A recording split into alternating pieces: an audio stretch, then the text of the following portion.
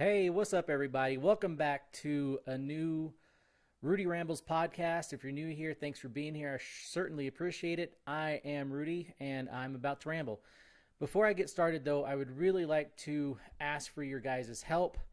If you're watching this on YouTube, if you're listening to this on a podcast, on your favorite podcast channel, however you get to your podcast, if you can please log in to my YouTube channel, which is MTB _Rudy. MTB and Rudy. I am trying to accumulate 500 subscribers because my wife has somewhat put her foot down and said before I can get another new bike, I have got to get 500 subscribers. Now, that's not all bad. I like it. It's a goal I need to hit, and it's going to probably save me from getting another bike before I finish building the bikes that I have now. Anyways, I would certainly appreciate it. I'm trying to get to 500 subscribers as quickly as possible. That way I'm not rendered to time whenever it comes time for me to get a new bike. So if you guys can please do that, like, subscribe, share, comment down below. The more that this gets out there, the more subscribers and potential that I have of getting subscribers so I can get said next new bike. Now, I got a few topics that I'd like to visit with you guys about. The first thing is I started dieting and exercising more, and I got on a diet. This diet's called keto, and from the way my wife explains it, we're doing a dirty keto, which is basically like cheating. But what you're doing is basically cutting out your carbs. I have got to accumulate like 125 grams of protein. I can only have like 25 grams of carbs. Actually, I can only have 25 grams of carbs. And I think it's like so many grams of fat too. Anyways, you can look it up on the internet, put your weight and stuff there, and it kind of calculates it for you. But the biggest thing is trying to stay under 25 grams of carbs. Calories don't matter so much as the carbs do, and I got to report, guys, that I'm having excellent results. I think I'm having excellent results. I've lost in 15 days. I lost almost just over 10 pounds. Let's put it that way, just over 10 pounds in basically 2 weeks. So really excited for those results. My goal weight before I leave South Dakota here in Rapid City, which is in about 6 months, so it should be pretty easily done, especially the way things are going, is I want to get back down to 200 pounds. If I get there, if I get there in 3 months, if I get down to 200 pounds in 3 months, there's no reason why I shouldn't go for more and try to get back down to that 175, 180. And I tell you what, I felt good. I looked small. Everybody always told me, and I think it's probably just because I was so big that I looked small. I looked like a child of myself. But I tell you what, being lighter and smaller certainly helps whenever it comes to being athletic and doing athletic activities. And I tried to get into racing a bit last year. I did a couple of races, but I was definitely not in the shape for trying to race. Doing enduro races. If you guys don't know what enduro races are and you're new to the whole mountain biking thing, basically you're only timed for the downhill sections of said trails. Usually there's anywhere from, I'm going to say, 4 to 9 trails, but you're timed. You take the total time of those trails going down, but you have to traverse up to each one of those trails, and you're not timed for those, but you do have a certain amount of time within the day that you need to get those done. Anyways, it's tough. It's tough to do. You got to be in pretty good shape. The climbs usually aren't so grueling as they are in distance wise, right? So they're not usually like a real big technical climb, although there are some trails in the enduro scene around Texas that I was doing that you would have to pick your bike up or walk your bike up the trail to get to the starting point and then ride it down. But it wasn't usually from the start to from the finish of the trail to the beginning top of the trail. Anyways, getting off subject here, just rambling on. I wasn't in the greatest shape. I just wasn't, and I was trying, and I just wasn't having good success with diet. So moving here, back here to South Dakota, has given both me and my wife a chance to reset and refocus on some goals, which that one of those main goals being just losing weight in general and being healthy, and my wife, being a little bit more active with her career. She sits behind a desk a lot, and a lot of times, she only gets to get up to go to the bathroom because she works so hard, and she has to, she has all these meetings and things like that. But she's trying to like right now, she's currently working out in the mornings, and then she's getting off early in the afternoon, and then here shortly she wants to start doing something in the afternoon after she gets off of work, not just her morning routine. But you kind of got to break the cycle and get started somewhere, and both me and her are doing pretty good on this keto. I've also this week, this is the start of my third week in the keto diet. Towards the end of last week, I started doing fasting about every other day, something like that. But this week I started out, and I'm just fasting every day. Every day I'm fasting, and I feel good. I really get good rest, and even whenever I don't get good rest and I wake up, I have my morning coffee, and I'm fasting, I still feel good. I still feel like I have a lot of energy. I don't feel like I want to go back to bed. It helps that I get up right away, around 5:45, and start moving and doing activities. Just getting the house ready, getting coffee ready for my wife, and then getting her. She comes back from the gym, and then I actually drive her to work. So that kind of helps keep me awake and doing things get started in the day, get started doing things. So, of course, the morning coffee helps as well, but it's helping me get more done or do more, working on my videos, doing these podcasts, working on my bike if I need to get those things done. And, so again, I'm getting off subject here because that's what I do. I just ramble on about stuff. Anyways, before I get too far out, I am working out myself. I am going to the gym. This week I have only made it to the gym twice. It is Wednesday. I went Monday and did some cardio, and then I rode my bike later that day.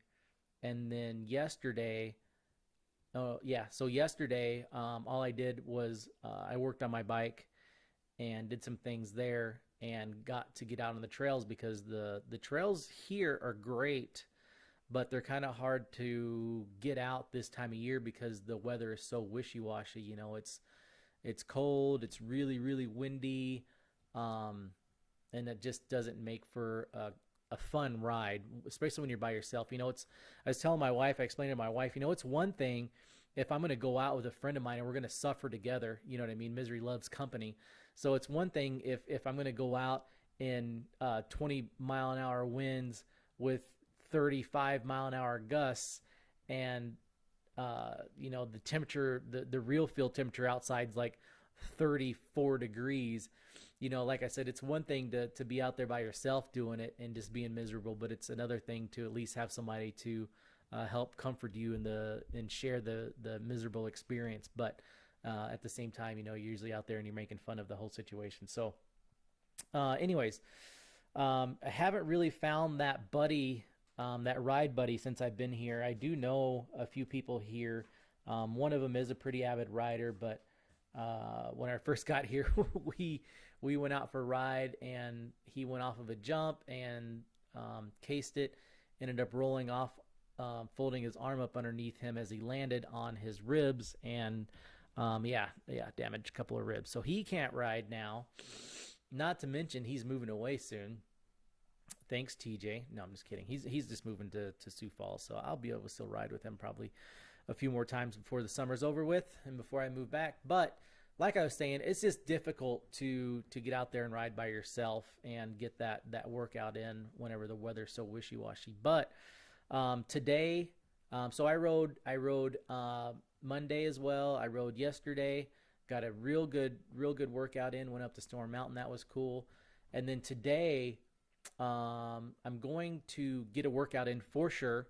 I need to do arms and shoulders, and then if the weather continues to stay decent, which it looks like it will, although we got a little bit of rain later on in the afternoon, maybe in the early evening, 5 or 6, something like that, I will go and try and just do a trail. Probably put 3 or 4 miles in, maybe 5, something like that, on top of today's workout.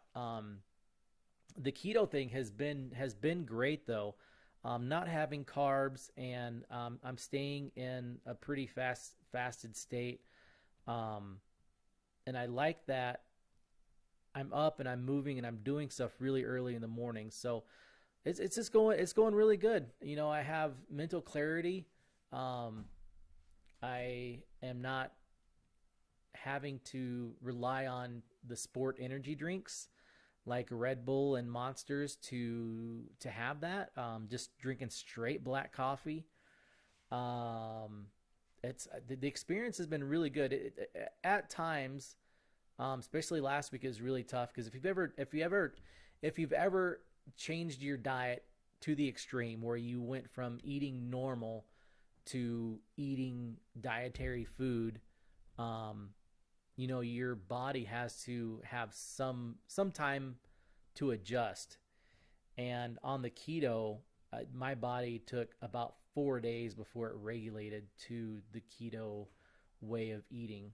And not to mention, it's basically detoxing you of all of the other things that you crave and that you want, and so it's helped with that. But basically cutting all breads out of your diet alone would be a really good change. But anyways, that was pretty tough in the beginning, just getting over the I don't know, how do you say this, like I had to go to the bathroom and poop, and it wasn't a fun experience. It always felt like it was like I had, I guess, diarrhea, but like after every time I ate, I had to go to the bathroom, and it wasn't like a long deal. It was just like, get on there, do your business, and get off, and dab your butt dry, and go on about your day. But after like the 4th or like the 5th, 6th day, my body kind of regulated, and it got back to a solid state, I guess you could say. And it's been fine since then. Ever since then, it's been fine. Anyways, I guess that's about it for getting talking to you guys without going into major detail about my keto diet, fasting, and workouts. The riding here has been, whenever I can get out, it's so good, but it's so difficult because we're at a higher elevation, not like Denver, Colorado high, but a higher elevation. Even at the top of some of the climbs that I've been at so far, as high as 4,700 feet. So, I mean, there's a bit of elevation change. So I've definitely been sucking wind. I mean, like heavy breathing, trying to get used to the altitude has got to be it, because I feel like in other areas, like where I would be strong, I'm still like tired at. But between dieting and exercising and getting out and riding as much as I can, I feel like in the long run, it's really going to be good for me, especially as the summer's coming in here, that I will have, a better lung capacity. My endurance level will go up, not only because I'm training and riding in this altitude, but because I am also losing weight. And for those of you who don't know, or you don't have a buddy that's a heavier rider, that 200 plus size, I started riding whenever I was at about 200 pounds. And I started riding in the Sioux Falls area, which isn't the high altitude that it is here. But I could definitely push myself a little bit harder, and I wasn't so puttered out at the tops of sectional climbs, right? I still cannot, at this point, I still cannot make any of the trails around here without having to stop several times on the way up to catch my breath or get ready for the next section or whatever, and I am also just starting to learn the whole cadence thing. That makes so much sense. But just getting used to that. And whenever you have this extra weight to carry up the hill, it's so ridiculous, right? I started at 200. I weighed myself whenever I started this new weight loss journey. Like I said, just over 2 weeks ago, and I was at 241 pounds. I haven't been that heavy since like 2015. And anyways, I have my Norco range. That bike itself is 41 pounds. It's a big bike, and it's tough to pedal because of how big and how much travel and how heavy the bike is. And then, you put another 40 pounds on top of that bike, and it just makes it that much more difficult, And if you're not training and working out and doing the things that you need to do to build your leg strength and stamina, it's only going to get worse. It's not really going to get better. As I found out, because whenever I was in Texas, I was riding a lot because there's no real inclement weather there besides a few rain days that might keep you off the trails. But 95% of the time that I wanted to ride, I could ride. But I was not eating healthy. I was drinking alcohol, and it just wasn't making for a good scenario, because even though I was riding all the time, I was obviously still gaining weight. So I was setting myself up to continue that same route. So being here and kind of restarting and refocusing on that, I think is going to help a lot. And since we'll be in the routine of doing said activities, I'm only going to continue to get better. And eventually I'll get down to a weight where I feel comfortable and I can feel more of an athlete on a bike rather than just going along for the ride. I can ride the downhills in any shape. No, and I shouldn't say that in any shape. I mean, I rode the downhills at 240 pounds or whatever, and yeah, I was still fast. But throughout a long full 8-hour day of riding like that, yeah, you get worn out. And if you're not in decent shape and ready for that, trying to do enduro racing is just going to be that much harder. And for the most part, whenever you first get into this kind of racing deal, I mean, you're really racing yourself. You're racing the clock. You're not going to be, my age, being into mountain bike riding for a few years. You're not going to be able to compete at, probably the top 5 spots for a while. You know what I mean? So you're not doing yourself any favors if you're not actually training for it and you're not actually trying to keep yourself in shape for it. Because, at my age, you just don't have that youth behind you to help carry you over that stuff. So what's left to do is to train, lose weight, exercise, and get better if you want to be better at it. You know what I mean? If you don't want to be hurting for the next 3 or 4 days after a race like that. I mean, and I'm serious. Like, your legs and your arms and your back and everything is just so sore and so stiff.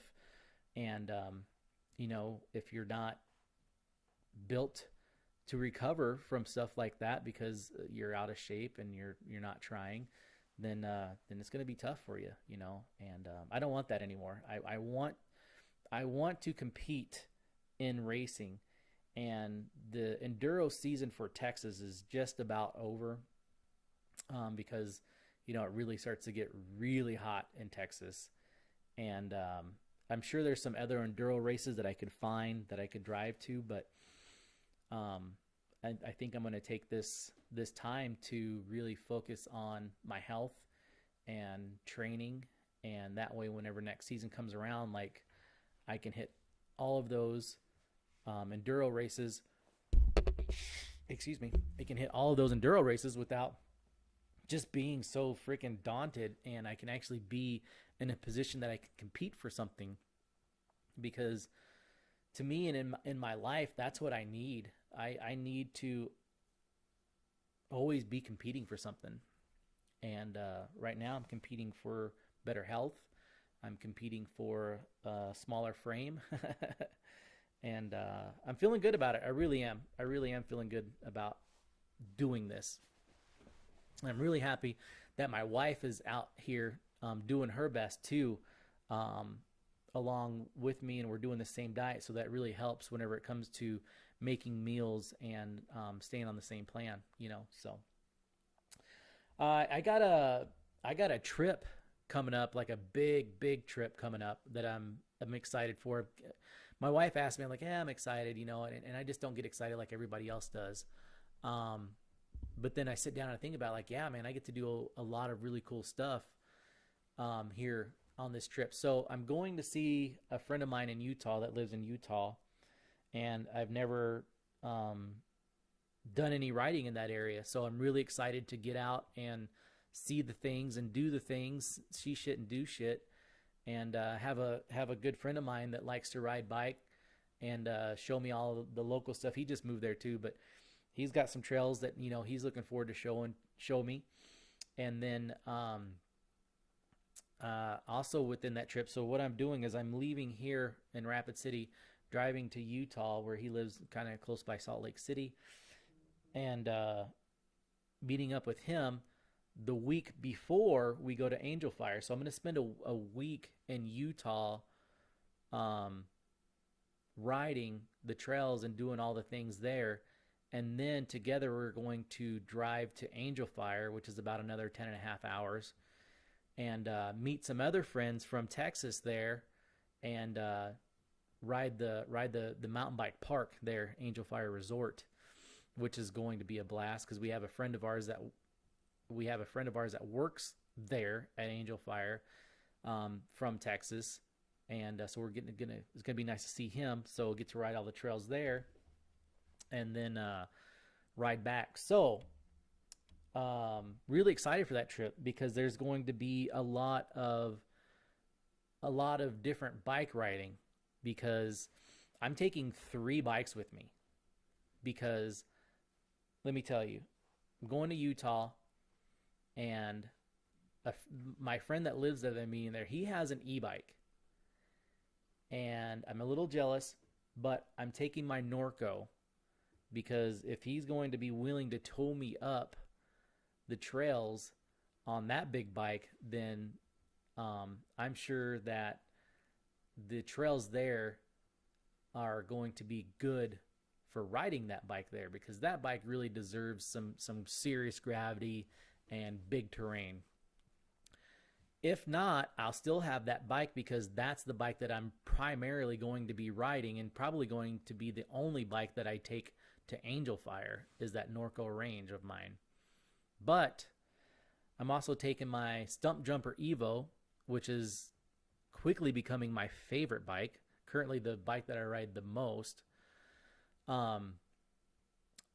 Because if I don't think that the trails that he is riding deems hucking that big bike up the hill of the Norco range, then I'll have that Stump Jumper Evo, which is, you know, basically a small enduro bike, big trail bike. Like, it's definitely blurs the line, especially in the travel and the capabilities and how you can set this bike up, which I absolutely love. And that's the biggest reason why I think that's the biggest reason why I got this Stump Jumper Evo, is because of how versatile and how much you can change the bike into what you want it to be and what you want it to do. So I'm really only scratching the surface of that bike, and I'm going to talk about that bike a little bit more.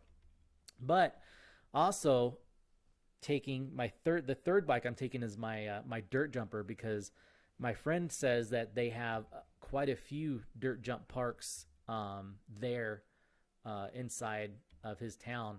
And he just got a dirt jumper, so he's kind of new to the scene of the whole dirt jumper thing. So really excited to do that with him and be able to ride so many different kinds of bikes and so many different kinds of terrain in just a couple of weeks span. So I'll be putting some videos up about that on my YouTube channel, so stay tuned for that, because that trip's just going to be awesome.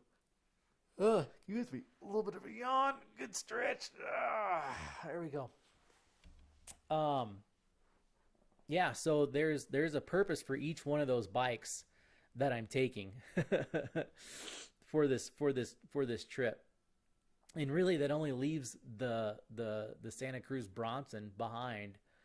And I'm not sure what I'm going to do with that bike. You know, I love that bike. That bike is so fast. It's so fun. And it really does, like, it'll do 90% of everything that I can do on all the other bikes. It just might do it a little slower. You know, for example, like that Norco of mine, it's such a bruiser of a bike. Like, that thing, you can just hit the biggest, gnarliest, steepest trails with it and just going Mach 10 doing it. Yeah, I can do it on the Bronson, but it's gonna beat you up, and you're going to have to be a little bit slower, because it simply isn't going to handle that big of terrain at the kind of speeds that you can do on the Norco. But I love that bike. It's light, it's fast, it's full carbon handlebars, carbon frame, carbon cranks, carbon wheels. Like, the bike is just, it's so nimble and so fast and still so poppy. So what I wanted to get into here is kind of a comparison of my Bronson. It's a V3 model Bronson. The new ones are mulleted, right? So 27.5 in the rear, 29 in the front, which I think makes sense. It's the version 3 is 27.5 front and rear. But it makes the bike fun on, like, all trails. Like, the green trails are so much fun because it carries so much speed and you can just pop and skip and jump off of everything. The more challenging blues with the bigger jumps, the bike is just so poppy and, like, just so confident. Like, I'm just so confident in any situation with that bike. At the steeper, bigger downhill trails, you know, that's where it doesn't shine quite as bright. I mean, it can do all that stuff. And really it does it fine. Like I said, you just can't go that fast. But I love the bike. It's so good in so many other areas that it's going to be a difficult choice if I'm going to get rid of that bike or if I'm just going to get another frame and just use everything off of that to build on to the new frame. And ultimately, I think that's what I'm going to do. Like, I keep talking like I'm going to sell it. Like, I had thought that I would sell, maybe I'd sell my Norco and the Bronson and put together, you know, a couple more $1,000 and probably get like my first e-bike and, you know, a really, really nice first e-bike, like a Bullet, like a Santa Cruz Bullet, like a $10,000 e-bike. But I would sell 2 bikes to get there. Anyways, that brings me around to that 500 subscriber thing. Don't forget to like, subscribe, and share on my YouTube channel because I need to get to 500 subscribers quickly. But yeah, you know, the bike is just so good in so many different situations. But now let's go over to this Stump Jumper Evo that I just got. A few months back, and as a matter of fact, it's my most watched video of all of my videos that I have on YouTube. I did a review on the standard Stump Jumper. It was the base model, and I really need to recreate that video whenever I talk about my Norco because that video just did so well. Anyways, I wasn't a fan. I wasn't a huge fan, and if you were, I said it on the video, you know, I would be disappointed knowing especially knowing what I know now. Like, I wouldn't advise any of the new buyers that are looking for a bike in that price range. I would not lead them towards that Stump Jumper because what you got with it versus what you could get with some of the other bikes, the price value just wasn't there. It really looked like you were spending, with the components that they have on it, it really looked like you were spending an extra $400 or $500 just to have that specialized name on the side. Anyway, so I wasn't a huge fan of that bike. And again, it was the base model, you know, so go check out that review of mine if you want any more opinions on it. But it really made me not so much of a fan of Specialized because I was like, man, you know, you got all of this and that, and I mean, what are you really paying for here, right? Anyway, so fast forward, and they made the Stump Jumper Evo, and this was a 2021 model bike, right? So fast forward to 2022 model bikes, and in 2021, they did have the first model of the Stump Jumper Evo. I believe there was only a couple of sizes. I think it was like S3 and S4 that you could get. So 2022, they made it to where you could get all sizes from S1 all the way up to S6 or S5. Yeah. Anyway, so their sizing's a little different whenever it comes to Specialized products.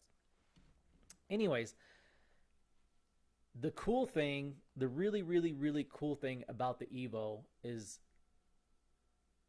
how many adjustments it has. Okay, so you can take this bike from 65.5 degree head tube angle all the way down to a 63 flat, 63 degree head tube angle. It's got a headset cup that you swip around. It's got a link in the rear that you flip around. Not to mention all of that. And you can also mullet this bike, which means you can get the link that makes the rear of the bike 27 and a half and the 29 in the front. So whenever the Bronson came out with their mullet, it made so much sense to me. I mean, first of all, it made sense to me that the bigger wheel in the front with the smaller wheel in the back just made sense whenever it comes to riding downhill on a bike. I mean, or uphill if you have power. Anyways, the motorcycle industry, that's what they do. That's exactly what they do. But, of course, whenever it comes to motorcycles, you have a throttle. So I don't think that whenever you're riding flat trails or climbing steep terrain, that the performance of that rear wheel is going to help you as much as it is whenever it comes to descending, coming back down the hill. It makes the bike a little bit shorter. It makes the bike a little bit lighter in the rear. In the front, it makes it a little bit taller. It makes it, that front wheel makes things a little bit easier to roll over. Just like in the motorcycles, so that all just makes total sense to me. So whenever Bronson decided that they were going to make their trail bike, their 160, 150 trail bike, into a mullet, it was like, oh man, that bike's just got to be so much fun and so much faster. I don't know if it can be faster, because I tell you what, man, on the blue flowy trails, man, the Bronson V3 flies. Like it goes at speeds that I don't feel safe going at, because it goes so fast. Like this, I love the bike. I love the Bronson. It just goes so fast. So, and I had thought, people have mulleted the Bronson V3 model, but really to do it right and to try to keep the head tube angle and make the bike feel the same, it's best to go down to a 150 fork rather than the 160 fork. Anyways, I just wasn't really willing to put the money into trying to do that, and then just keeping a 29er fork around at the time. Didn't make a whole lot of sense. Anyways, so that's a thing that I'm really excited for this Evo. So I got this Evo, and I mean, immediately, and I got it set up full 29er front and rear. Immediately from the very first day that I rode this bike, it felt really familiar. It felt like it was really easy to get on and ride. Everything was really, really predictable. Fast forward to now, and I've made some changes to the bike, because the whole thing about, oh gosh, so what I did, I forgot to mention this a long time ago in this conversation. I got the Stump Jumper Evo as a frame only build, because I had a lot of extra parts in the garage that I was going to be able to basically build this bike without having to buy anything extra. And that's what I did. I bought one thing extra. What was that? I can't remember now, thinking about it. I'm sorry, guys. But everything else I had. Oh, I bought the frame and I had to buy the fork. That's what it was. I didn't have another 29er fork that I could put on this bike. So I made the decision to buy the frame and then buy the fork, and everything else, that's what it was. Everything else I had in the garage to build this bike into a nice bike. And they weren't the most expensive components. They weren't the cheapest components either.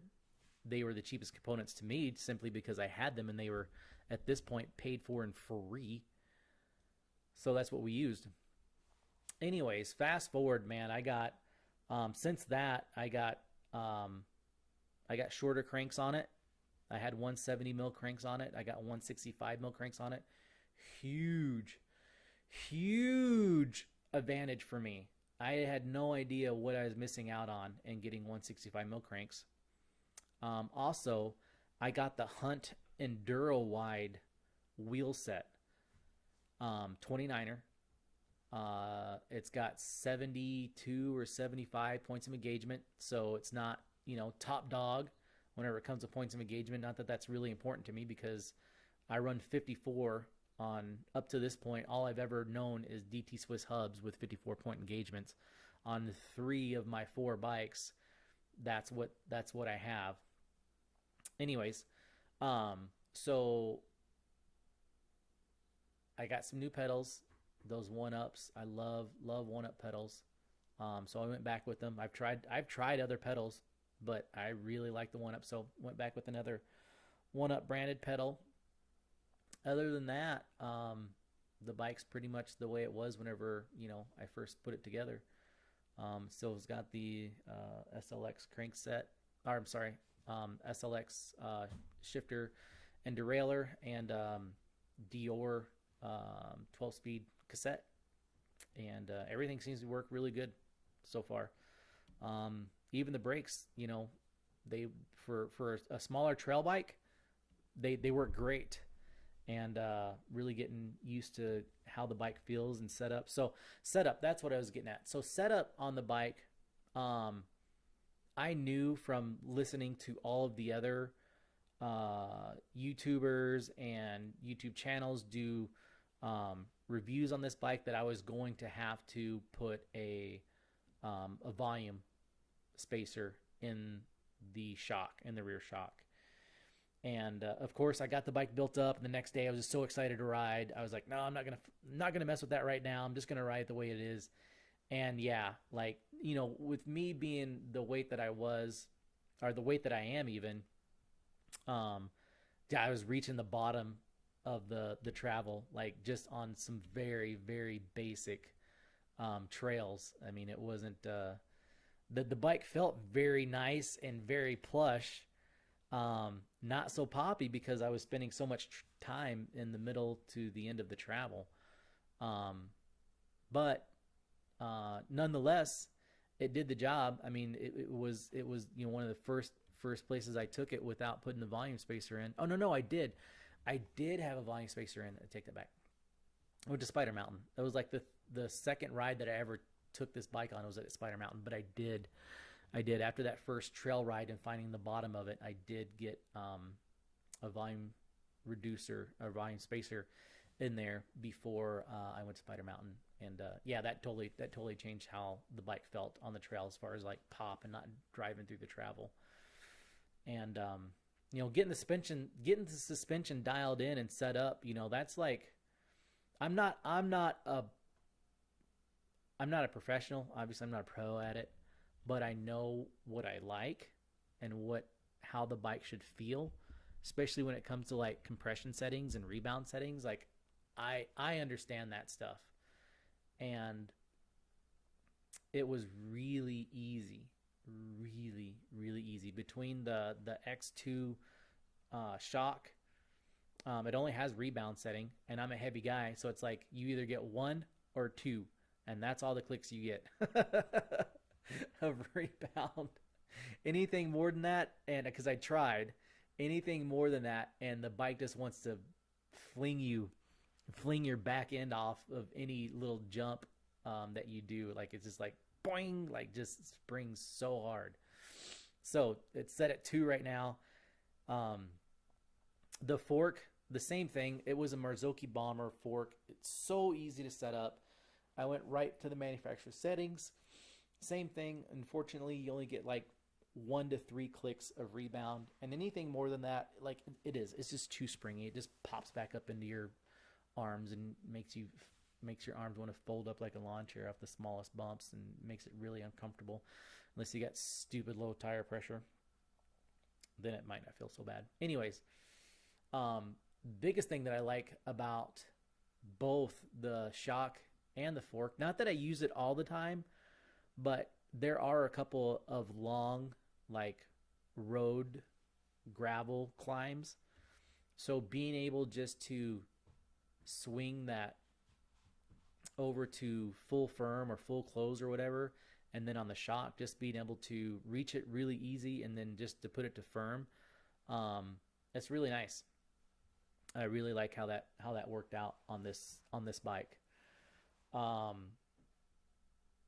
But I rode it for, I don't know, probably the first 50 miles in 64.5 degree head tube angle, And whenever I came here to South Dakota and was able to really get into some more more steep climbs where, finding rear wheel traction and not letting that front wheel like kind of wander whenever you're trying to power up a section.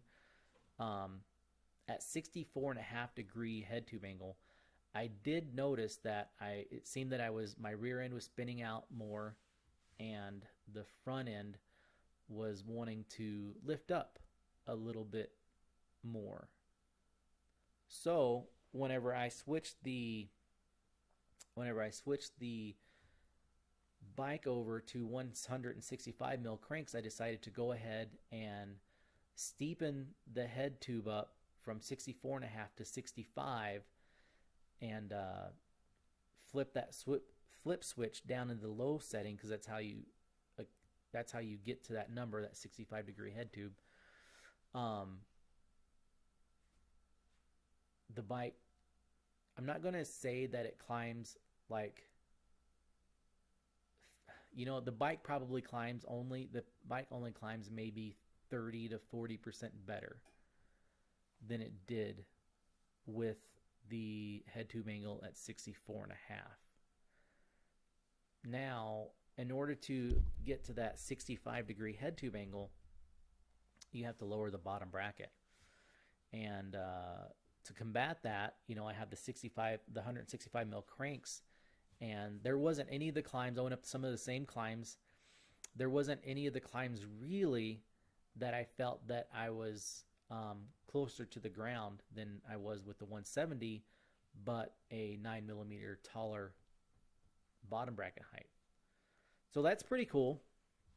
I don't know if you guys actually understand what that means, but it just means that whenever you're climbing up steeper sections and you come to like sharp knuckles or obstacles where you might clip your pedals or catch your pedals on, because your head tube or because your bottom bracket is so low, that you might catch it on stuff more than having the setting in the higher bottom bracket height.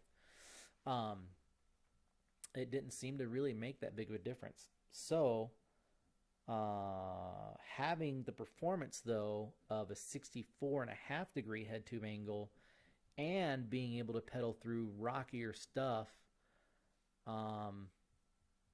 whenever I leave this place, is probably going to be more of an advantage for me to do.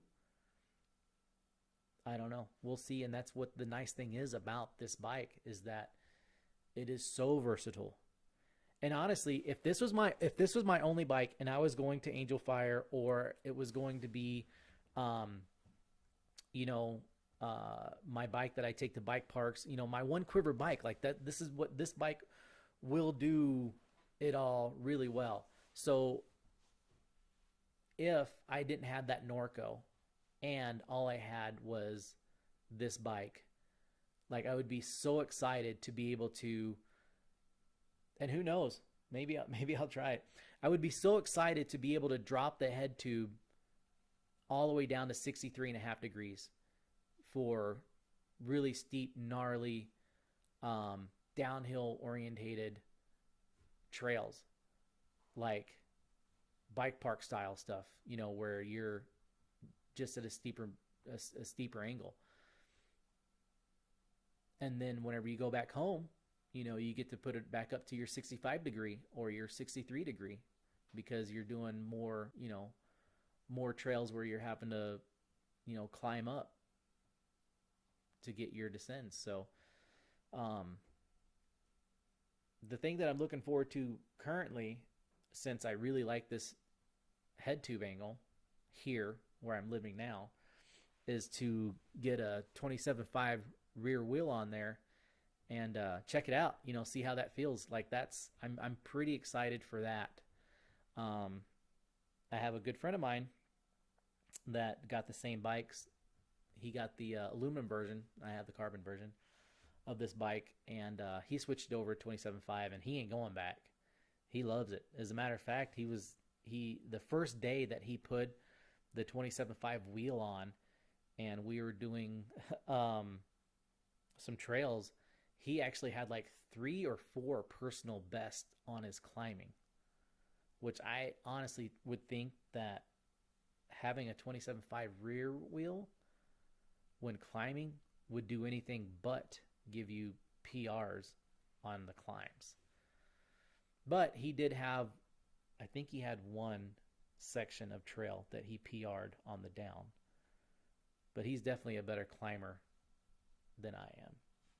So I don't know. I don't know yet if I like the Stump Jumper Evo over the Bronson. The travel's the same.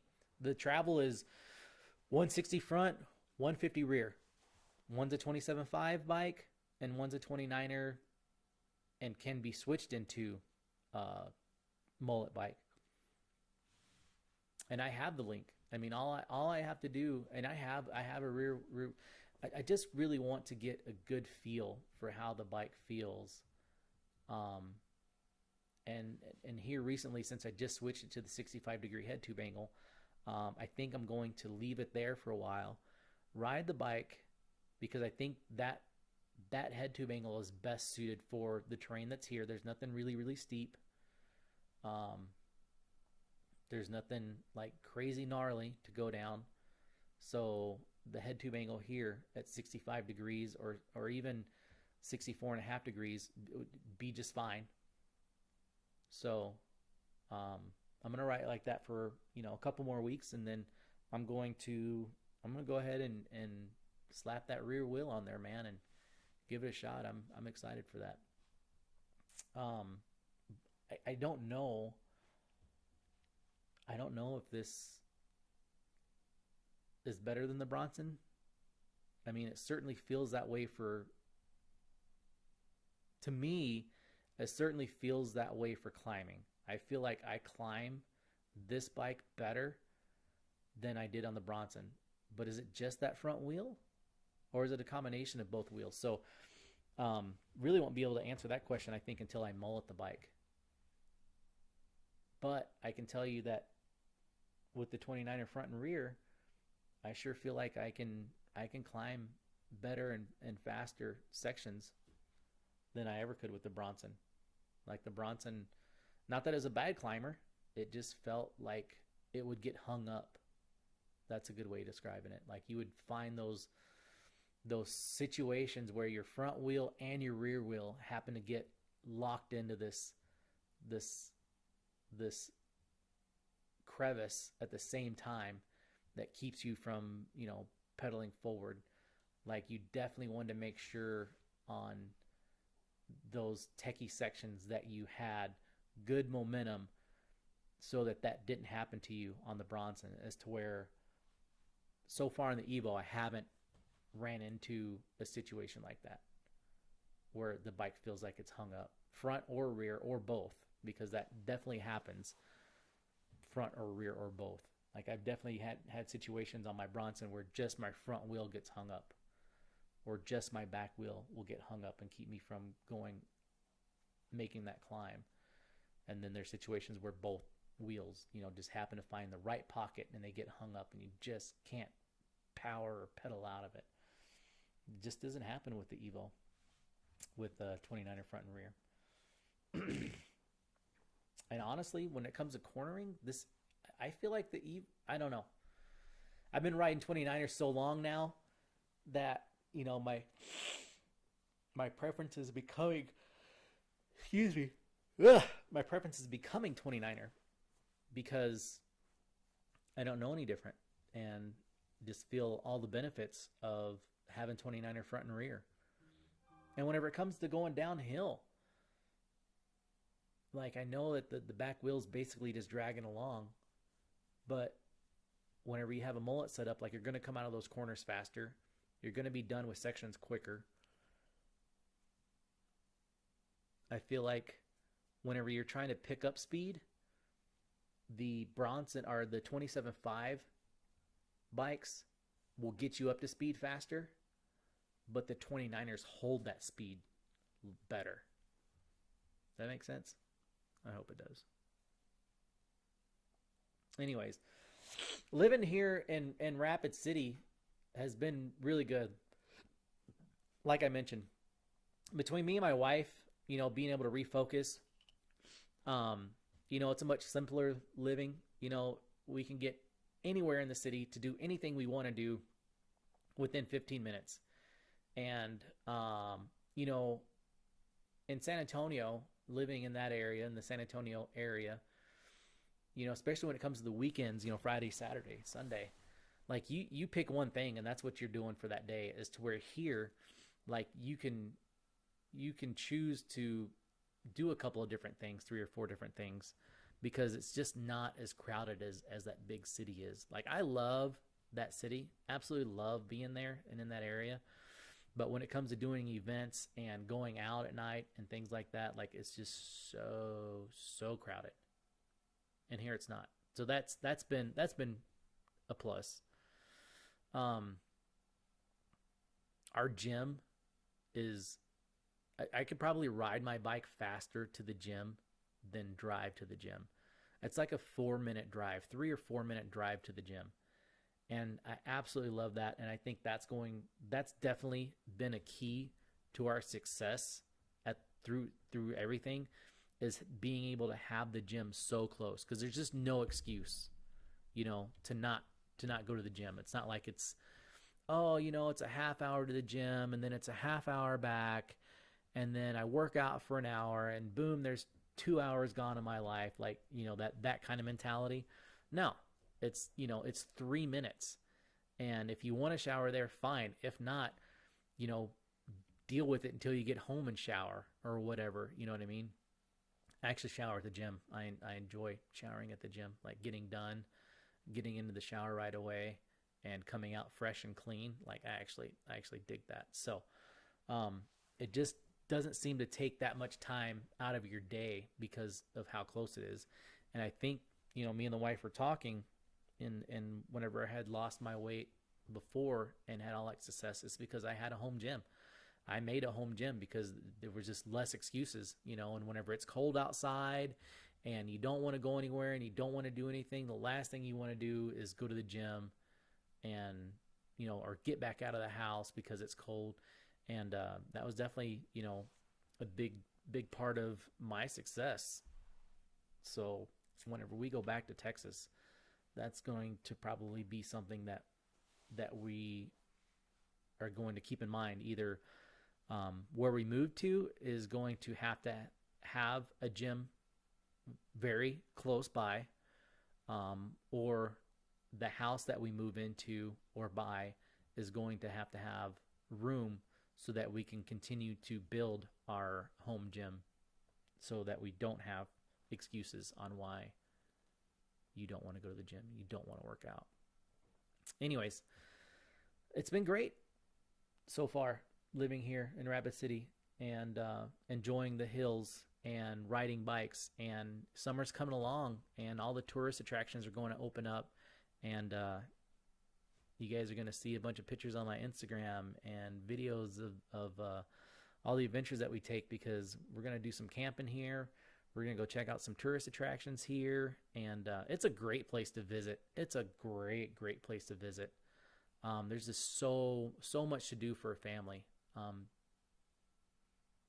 So anyways, guys, I'm going to take off. I really appreciate you guys listening up to this point. If you get a chance, like I said, trying to get to 500 subscribers on my YouTube channel. If you guys can log in, like, subscribe, share, that would help me out a ton. That way it's not slowing me down from getting a new bike as quickly as I'd like. Until then, peace out. Go ride your bike.